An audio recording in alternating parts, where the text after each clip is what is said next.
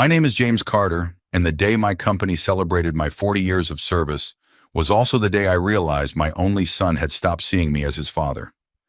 The ballroom lights dimmed as the MC stepped toward the podium, smiling at the hundreds of employees, executives, and guests gathered inside the downtown Columbus Convention Center. "Ladies and gentlemen," she announced, "today we honor a man whose integrity has shaped this company for 4 decades." The giant screens behind her filled with photographs from another lifetime. There I was in 1986, wearing an oversized hard hat. Another photo showed me standing beside co-workers whose faces were now gone from this world. Then came pictures from company picnics, volunteer events, charity fundraisers, and retirement parties, where I had stood applauding everyone else. Today, it was finally my turn. The applause echoed through the ballroom. I smiled politely, but my eyes kept drifting toward the front row. One chair remained empty. It carried a small white card, reserved for Ryan Carter, my son. The camera followed my gaze. The audience followed the camera. Even before anyone said a word, everyone understood. The seat was supposed to belong to my family. Instead, it belonged to silence. The MC noticed. She walked closer with a gentle smile. "Mr. Carter," she asked, "would you like us to wait a few more minutes?" I shook my head. "No." She hesitated. "Would you like someone else to sit beside you?" I looked across the ballroom. Near the back stood a nervous young man wearing a navy blue suit that clearly wasn't expensive, but had been carefully pressed. His hands were folded in front of him. He looked like he wasn't sure he belonged there. I smiled. "Daniel." His eyes widened. "My late best friend's son." The audience turned toward him. "Would you come sit with me?" Daniel looked almost frightened. "Me?" I nodded. "Your father would have been sitting there if he were still alive." The room became quiet. Daniel slowly walked down the aisle. He sat beside me. I patted his shoulder. "Thanks for coming." His voice barely escaped. I wouldn't have missed this. 5 minutes later, the CEO returned to the microphone. He smiled at me, then looked toward Daniel. "There is one final surprise." I frowned. I hadn't been told about any surprise. The CEO continued. "Years ago, James Carter quietly turned down several executive bonuses and asked instead that the company create a legacy fund honoring loyalty, sacrifice, and service to others." Murmurs spread across the ballroom. "Today," the CEO said, "that fund officially begins." He paused. "The first recipient was personally selected by James." Daniel looked confused. "So today," the CEO smiled warmly, "Daniel Brooks will receive an $800,000 legacy gift." The ballroom exploded. People stood. Some cheered, others cried. Daniel froze. I think there's been a mistake." The CEO laughed softly. "There hasn't." Daniel covered his face. I simply squeezed his shoulder. "You earned this." 3 hours later, I sat alone in my pickup truck outside my small ranch house. My phone buzzed again, and again, and again. When I finally looked, 112 missed calls. Most were from Ryan. The rest, his wife Ashley, unknown numbers, old relatives, even reporters. I stared at the screen for several long seconds. Then, I placed the phone face down on the passenger seat, because the story everyone had just witnessed on television had actually begun years earlier. Until 6 years ago, I never imagined my family would drift apart. My wife Linda and I had built a simple life. Nothing glamorous, nothing people would envy online. Just honest work, cookouts in the backyard, camping trips every summer, Friday night pizza, church on Sunday mornings. Ryan grew up in that little brick house believing we weren't wealthy. The truth was, his mother and I simply believed money should buy security, not attention. Linda passed away after a short battle with pancreatic cancer. Ryan was 31 then, already married, already building his own life. Her death changed something inside both of us. For me, it created silence. For Ryan, it created distance. At first, I told myself that was normal. People get busy, jobs become demanding, marriages require attention, life moves forward. I understood that. I truly did. I never expected weekly visits. I didn't expect holiday dinners every month. I only hoped we'd still be father and son. Instead, our conversations slowly became appointments. Dad, can I call you later? Dad, we're busy this weekend. Dad, maybe next month. Months became seasons. Seasons became years. Whenever Ryan did visit, Ashley always seemed eager to leave. She wasn't rude, not openly. She simply acted as though spending time with me was another obligation squeezed between vacations, brunches, and social events. I never blamed her entirely. Marriage changes priorities, but somewhere along the way, my son stopped making decisions for himself. If Ashley wanted something, that became Ryan's opinion too. I noticed it in little things. He stopped fishing with me, stopped coming over to watch football, stopped asking for my advice. Even birthdays became text messages. Still, I never complained. Parents don't keep score. At least good parents don't. Then about 3 months before my retirement ceremony, our company announced something completely unexpected. The board wanted to celebrate employees with 40 years of continuous service. Only 2 people qualified. One had retired quietly overseas. That left me. The communications department wanted interviews, old photographs, television coverage. Our local news station planned to broadcast portions of the ceremony live because the company had become one of Ohio's largest employers. Honestly, I would have been perfectly happy with a handshake and a sheet cake in the break room, but the CEO insisted. "You've spent 40 years taking care of this company," he told me. "Now let us take care of you." A week later, I drove to Ryan's house. He answered wearing golf clothes. Ashley was loading suitcases into their SUV. "You heading somewhere?" I asked. "Weekend in Tennessee?" Ryan smiled. "Before you go," I handed him the invitation. He opened it. His eyes widened. "They're televising this, apparently." He laughed. "That's pretty cool, Dad. I'd really like you there." He looked at Ashley, then back at me. "Of course I'll be there." He hugged me. I wouldn't miss it. I believed him, every word, because no matter how old your child becomes, part of you always believes the promises they make. I had no idea that only 24 hours before the ceremony, my phone would ring, Ryan's name would appear, and one simple conversation would change everything. Ryan's name stayed on my phone screen for several seconds before I answered.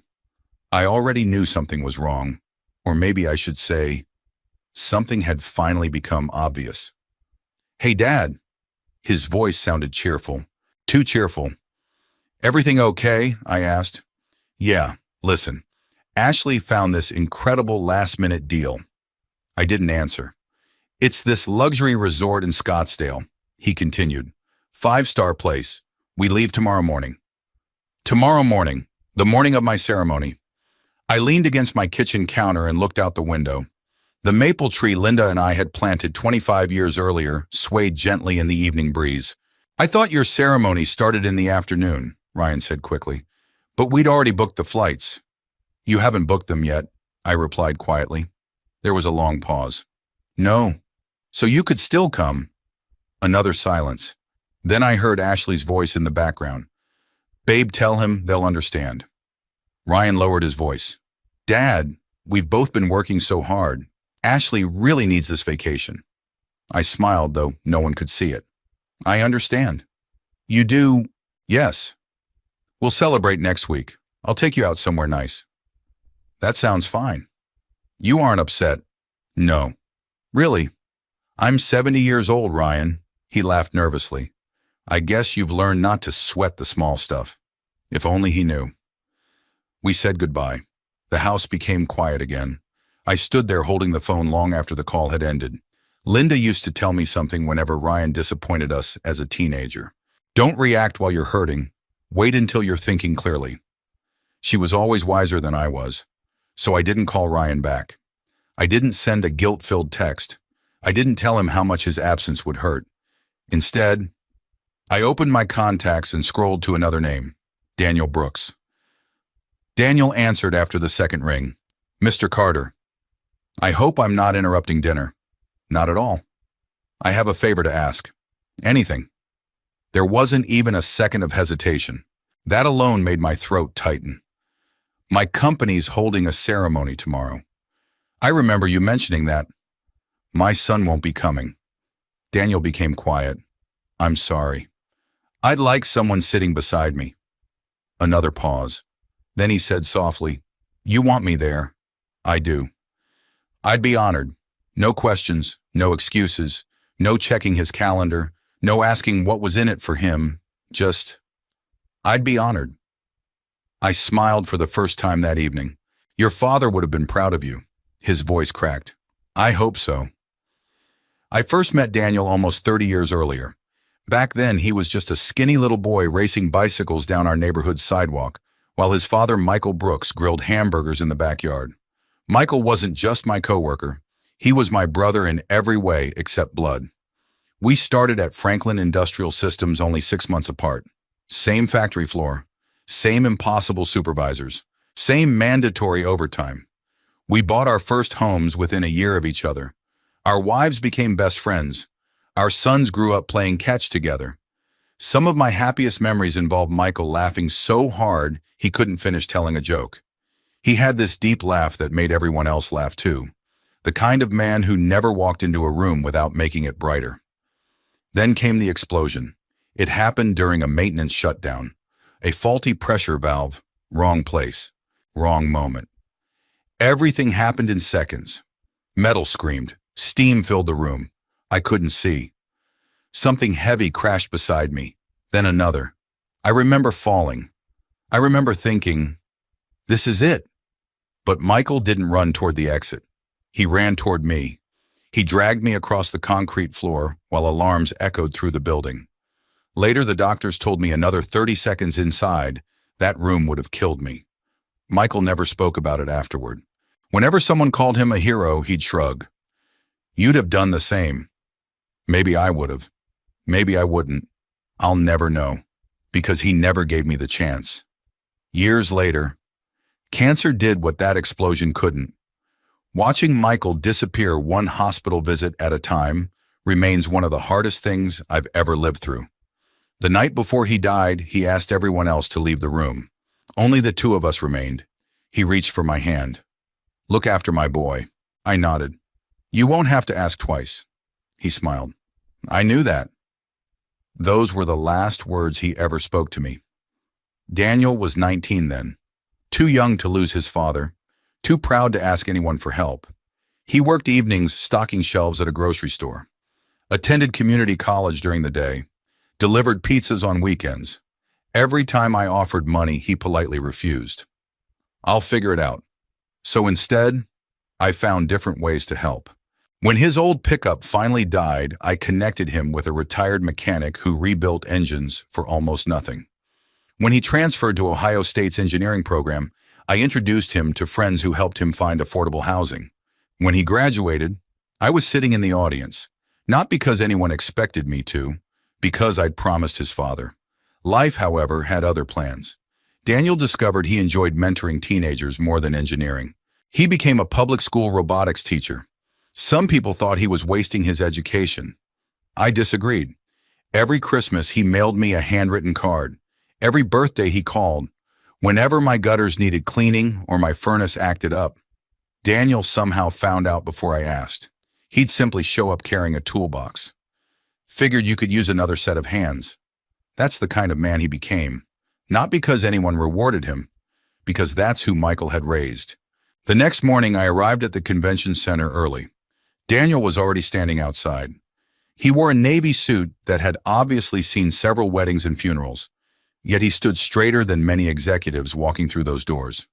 You clean up pretty well, I teased. He laughed. It's the only suit I own. It looks perfect. He handed me a small gift bag. You didn't have to buy me anything. It's not much. Inside sat a simple leather-bound journal. The first page carried one handwritten sentence. Some men earn promotions. Others earn respect. You taught me the difference. For several seconds, I couldn't speak. Finally, I looked up. Your father would be proud. Daniel smiled. I've spent 20 years hoping you'd say that. Before we walked inside, my phone vibrated. Ryan had posted a new photo online. He and Ashley stood beside a sparkling resort pool, Both wore oversized sunglasses, cocktails in their hands. The caption read, "Finally taking the vacation we deserve. Life is too short. Thousands of miles away." They were smiling. I quietly locked my phone, then turned toward Daniel. "Ready?" He nodded, as ready as I'll ever be. Neither of us knew that within the next 2 hours, the entire country watching that broadcast would witness a surprise none of us had expected. The ballroom looked even larger once every seat had been filled. More than 400 people had gathered that afternoon. Executives, factory workers, office staff, retired employees, community leaders, several local reporters. 2 television cameras rolled quietly near the stage while technicians whispered through headsets. Everything felt polished, professional, far more elaborate than anything I ever expected. Daniel and I sat together in the front row. He kept glancing around as if he were afraid someone would realize he didn't belong there. I leaned toward him. "Relax. I'm trying. You look like you're about to take a final exam." He laughed. "I've spoken in front of classrooms full of teenagers. Somehow this is scarier." "Trust me," I said. "Teenagers are tougher." That finally made him smile. A few seats away sat members of our executive board. Most of them had worked with me for decades. Several gave me little nods. Others walked over to shake my hand. One by one, they thanked me for years of service. But every few minutes, someone's eyes drifted toward the empty chair that had originally been reserved for Ryan. Nobody asked where he was. Nobody had to. The empty seat spoke loudly enough. At exactly 2 o'clock, the lights dimmed. The audience quieted. A video began playing across 3 enormous screens. There I was, 27 years old, hair so thick I barely recognized myself, standing beside the first production line I'd ever supervised. Another photograph appeared, Linda and I at the company Christmas party in 1991. She wore a red dress she'd bought on clearance because we were saving every dollar for Ryan's future college fund. I smiled at the memory. She'd looked beautiful. The next picture showed Ryan himself, 7 years old, wearing an oversized hard hat during family day. He'd insisted he wanted to work with Dad someday. My chest tightened. Funny how life changes. The audience applauded as each decade passed across the screen. 40 years. It looked so simple when compressed into a 5-minute slideshow. Only I knew how many missed weekends, how many overnight shifts, how many birthdays celebrated late, how many sacrifices had quietly filled the spaces between those photographs. The MC stepped back onto the stage.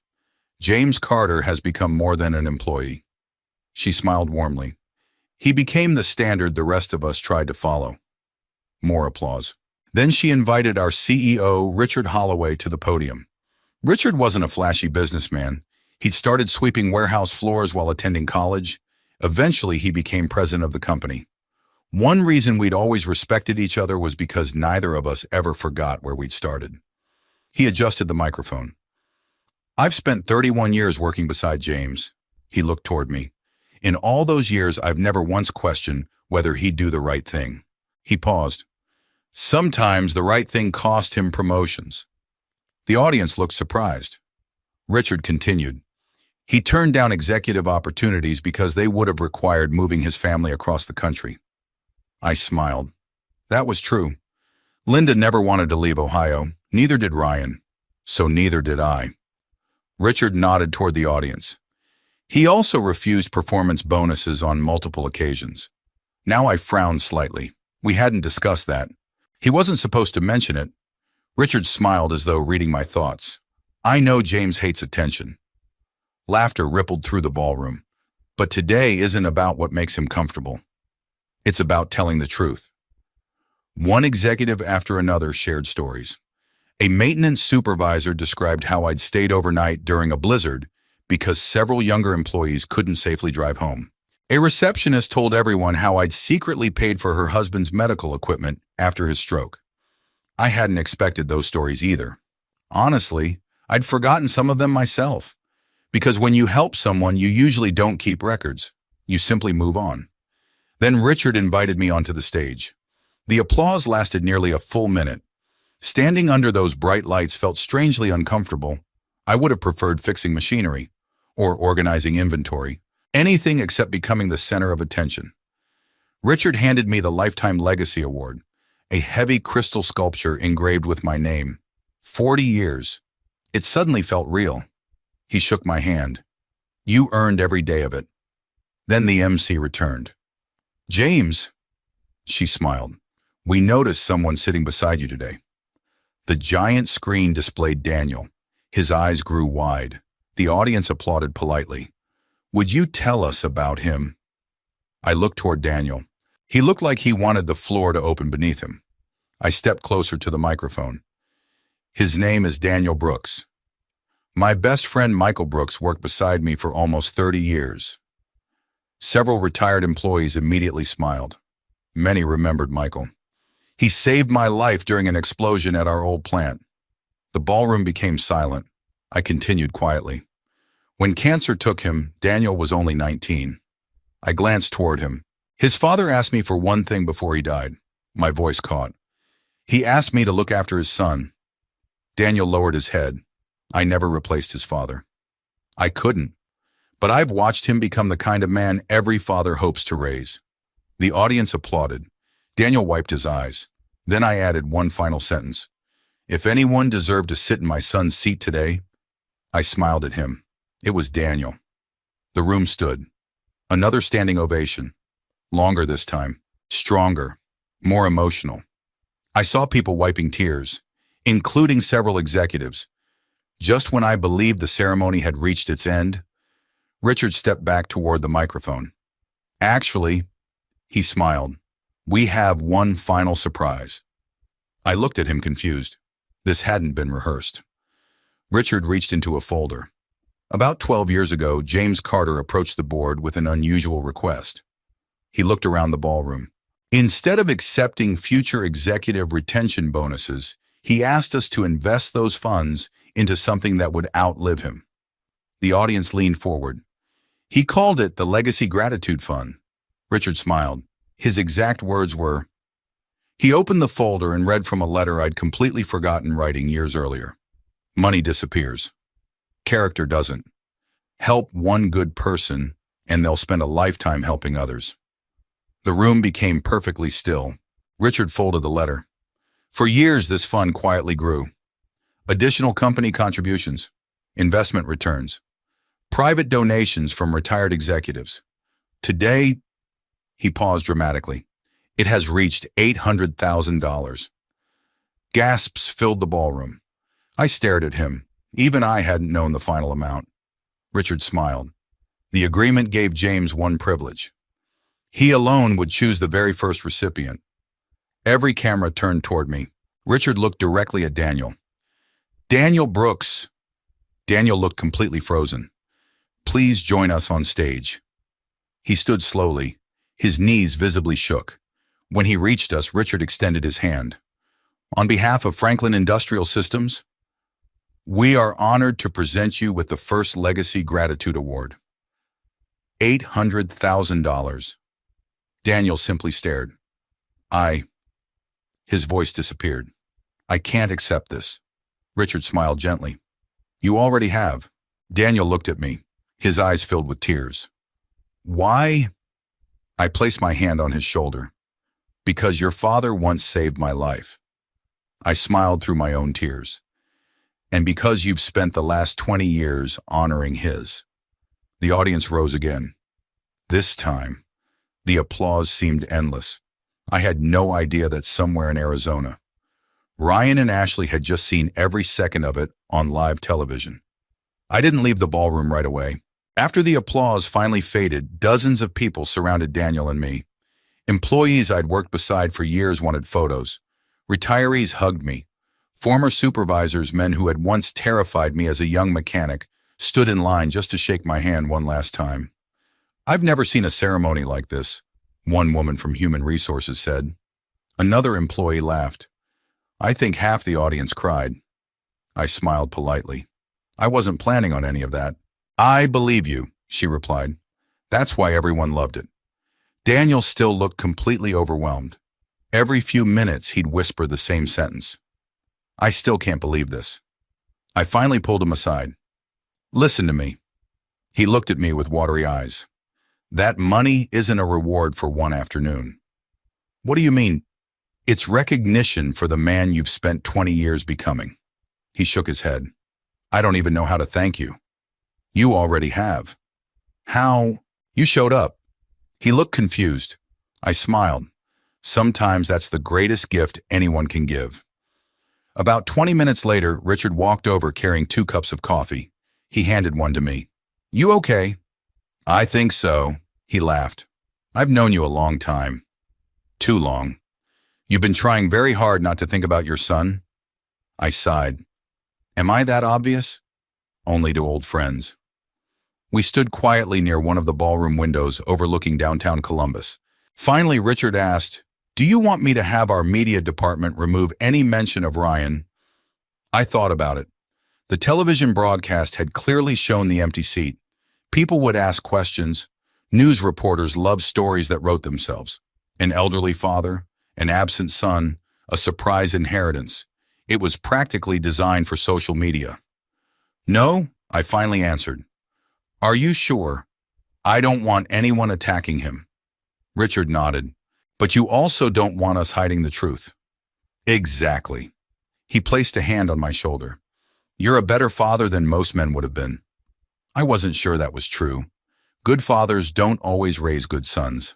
Sometimes, they simply keep loving them anyway. Daniel insisted on driving behind me to make sure I got home safely. He laughed when I protested.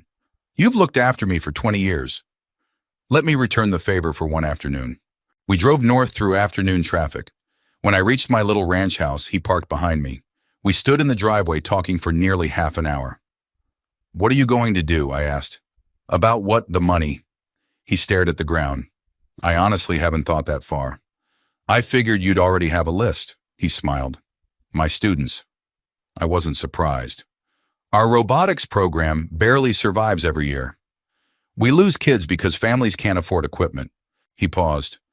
I want every child who loves engineering to have a chance. Then he laughed. And maybe replace my 15-year-old pickup. I was wondering how long it'd take before you admitted that. He grinned.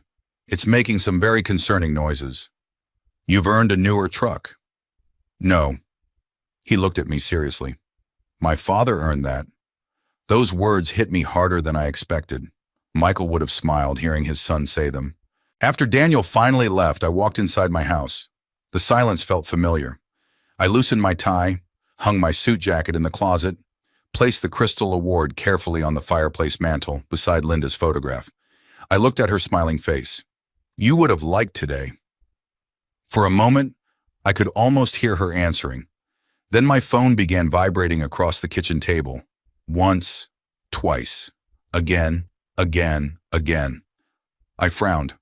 Unknown number. I ignored it. Another call. Ryan. I ignored that one too.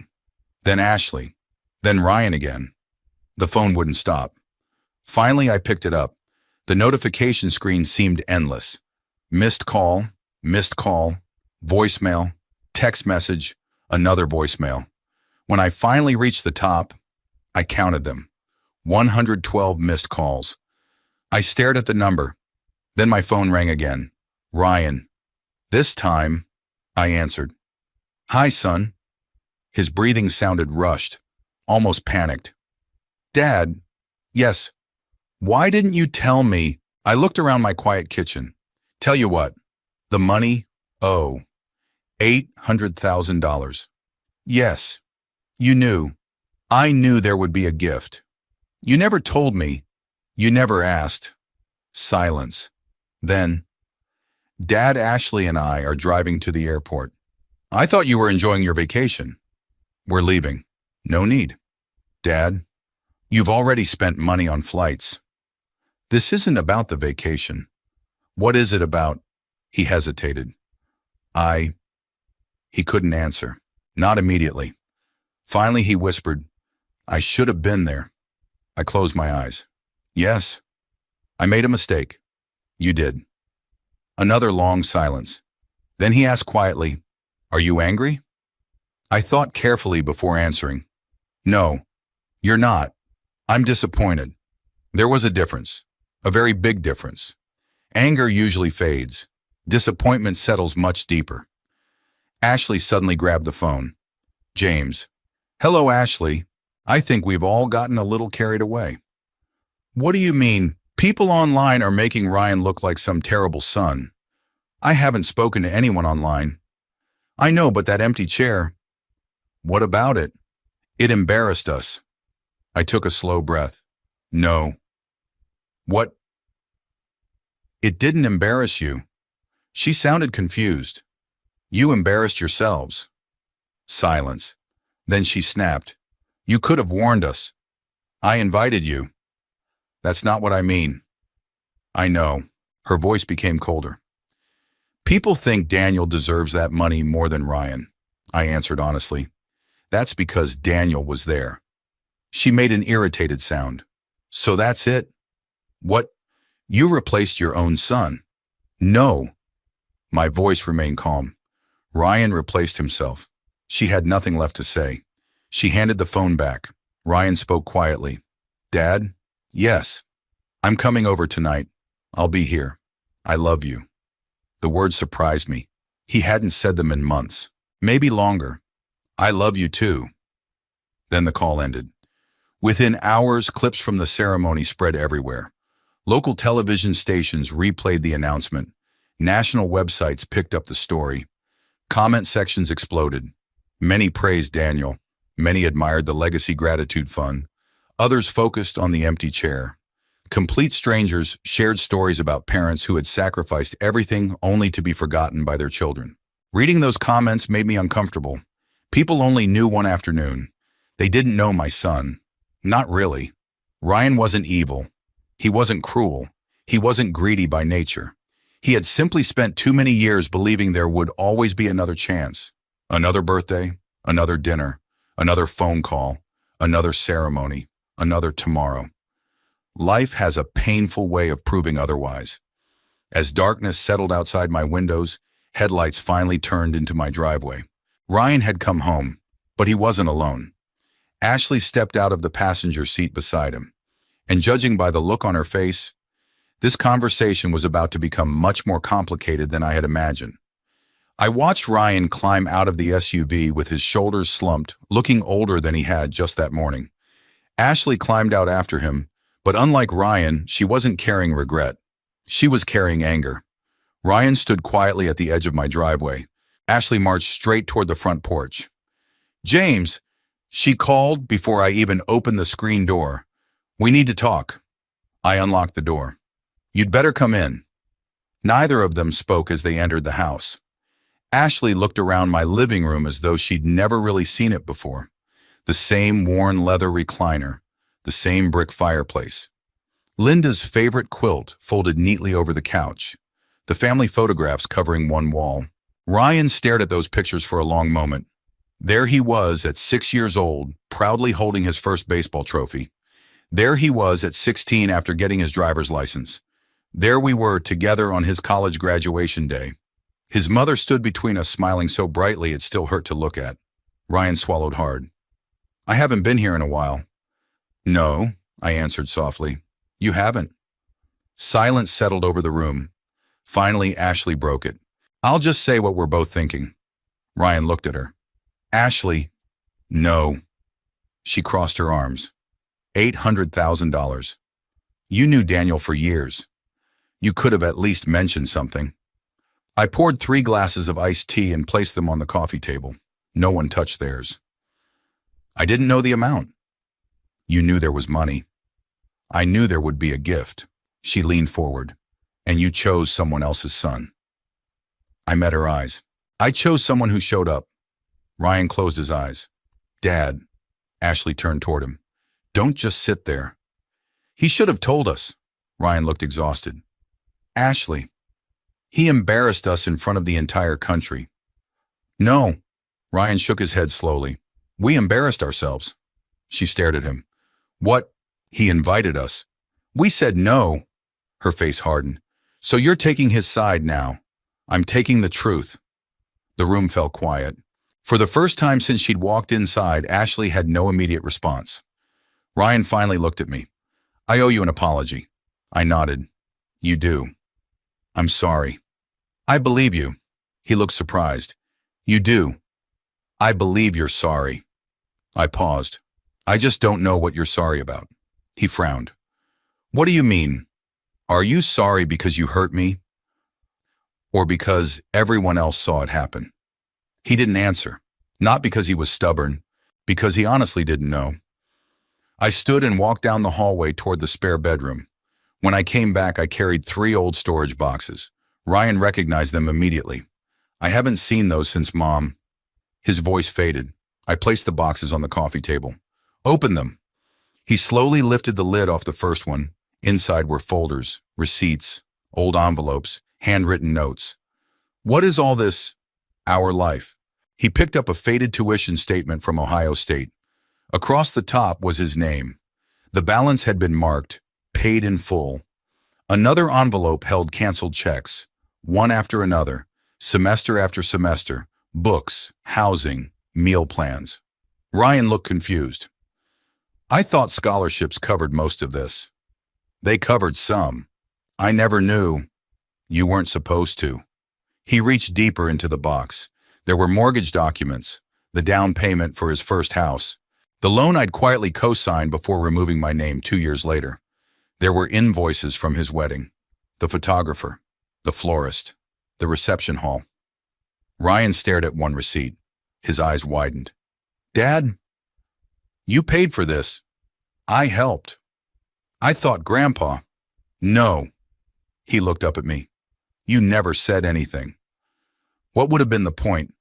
Parents don't raise children to collect thank you notes. We raise them because that's what parents do. Ryan opened the second box.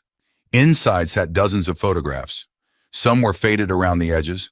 One showed Linda sewing patches onto his Little League uniform after working a 10-hour nursing shift.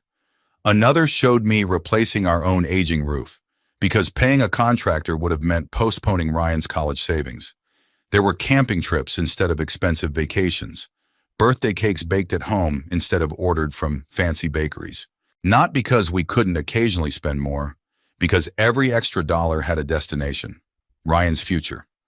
Ryan picked up a photograph of Linda standing beside our old station wagon. I remember this car. It had almost 200,000 miles. You kept saying you liked it? I smiled. I hated it. He laughed through tears. Then why didn't you buy another one? Because the transmission replacement cost less than your freshman textbooks. His shoulders began shaking. He looked down at the photograph for a long time. I never knew. I know. The third box contained something different. Letters. Dozens of them. Every birthday card Linda had ever written to Ryan before she died. Every Christmas note.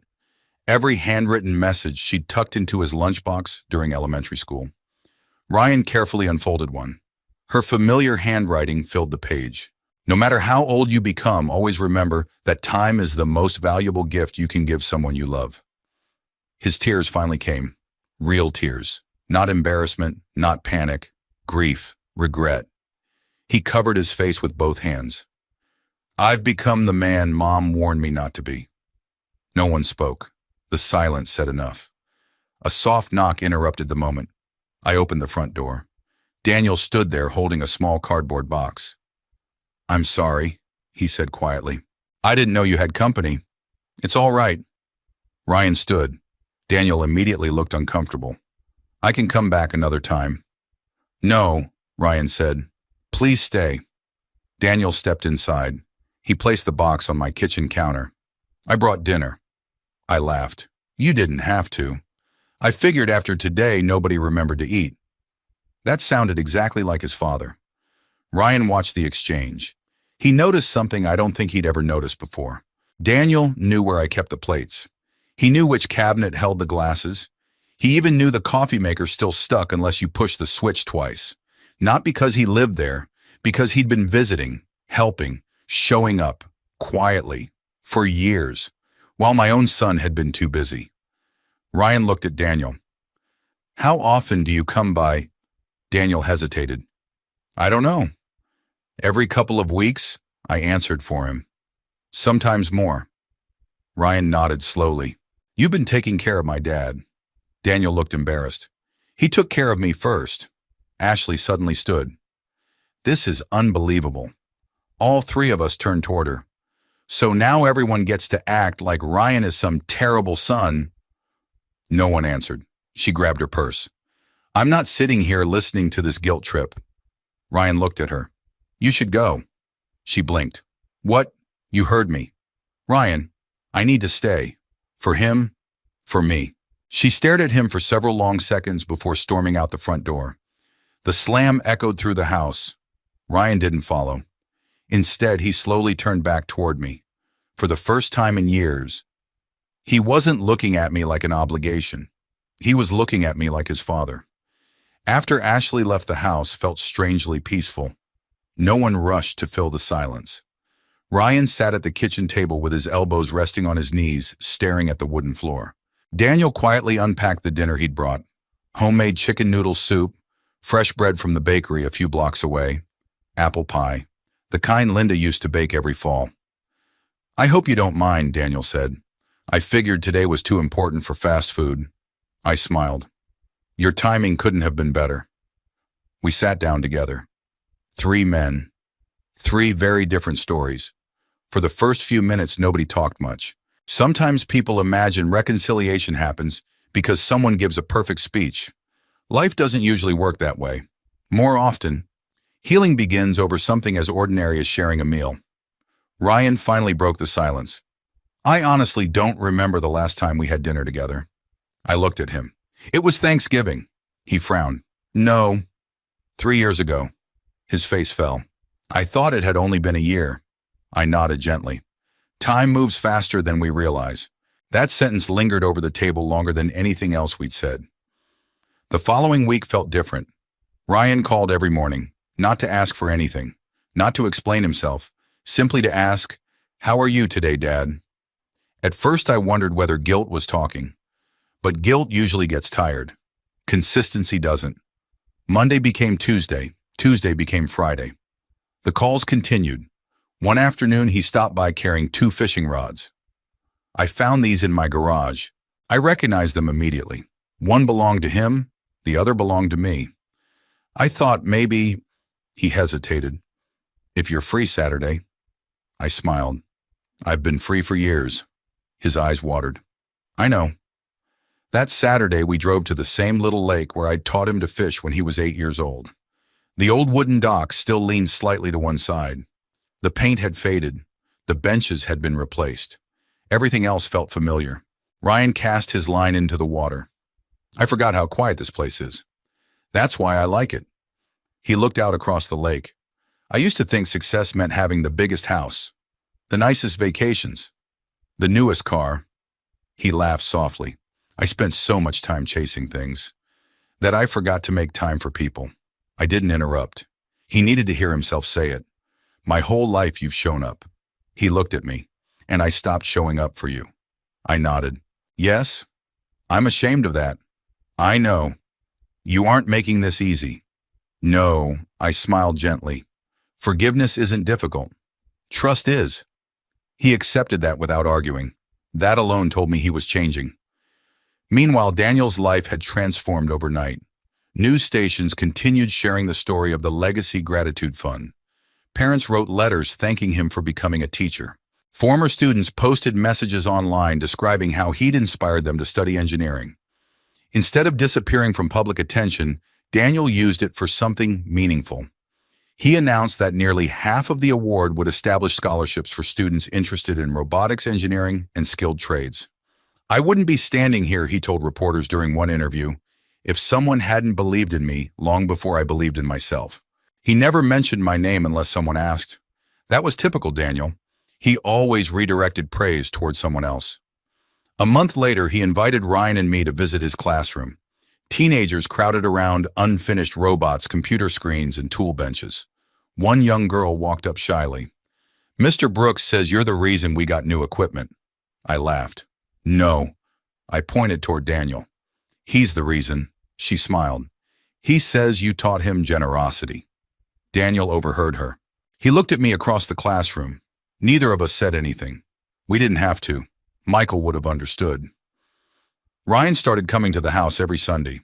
Sometimes we watched football. Sometimes we worked in the yard. Sometimes we simply drank coffee on the back porch.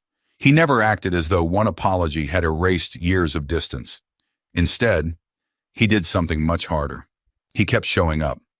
One afternoon, he brought over a small toolbox. "What are we fixing?" I asked. "The fence." "It isn't broken," he smiled. "I know. I just wanted an excuse to spend the day with you." I laughed harder than I had in months. "You finally sound like my son again." Ashley never came back. She and Ryan separated quietly a few weeks later. There was no dramatic courtroom battle, no screaming matches, no revenge. Just two people realizing they wanted different lives. One evening, Ryan admitted something. "I don't blame Ashley." I looked at him. "I made my own choices. I kept choosing convenience. I kept assuming you'd always understand." He shook his head. "I confused your patience with permission." That may have been the wisest thing he'd ever said. Several months after the ceremony, Franklin Industrial Systems invited me back for the dedication of the Legacy Gratitude Mentorship Program. The company had decided to expand the original fund into an annual program pairing experienced employees with young people entering skilled trades and engineering careers. Richard smiled as he welcomed everyone. This all began because one man believed character should outlive a paycheck. This time, when I walked into the auditorium, the front row seat beside mine wasn't empty. Ryan was already sitting there. He stood as soon as he saw me. "I wanted to make sure I got here early." "You certainly did." "I wasn't going to miss this one." He smiled sheepishly. "Not for anything." Daniel sat on my other side. I looked at the two young men beside me, one connected by blood, the other connected by a promise. I realized something then. Family isn't weakened by gratitude, it's strengthened by it. The ceremony itself wasn't nearly as emotional as the first one. There were no surprise gifts, no television cameras focused on an empty chair, no shocking announcements, just dozens of young apprentices meeting mentors who genuinely cared about their future. And honestly, that mattered far more than headlines ever could. As we walked toward the parking lot afterward, Ryan stopped beside my truck. "Dad." "Yes. Thank you." "For what?" "For loving me. Even when I made it hard." I placed a hand on his shoulder. "Being your father was never the hard part." "What was?" "Waiting for you to find your way home." He wrapped his arms around me. The kind of hug that lasts long enough to say everything words cannot. For the first time in years, I felt my family becoming whole again. Not because money had changed anyone. Money hadn't repaired a single relationship. Choices had. Time had. Humility had.